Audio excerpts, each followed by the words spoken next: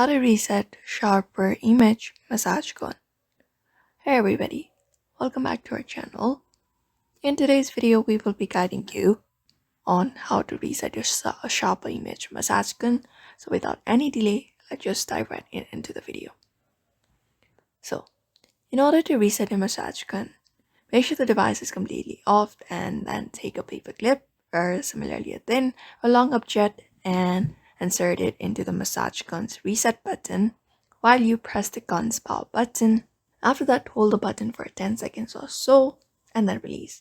If you don't have the paper clip handy, you can get creative and try a safety pin or an earring or even a small piece of mechanical pencil lid. Just be sure not to break it.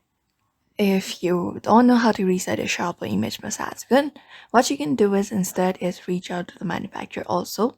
So the manufacturer knows the ins and outs of their products. They might even have dealt with the same issue you are currently experiencing.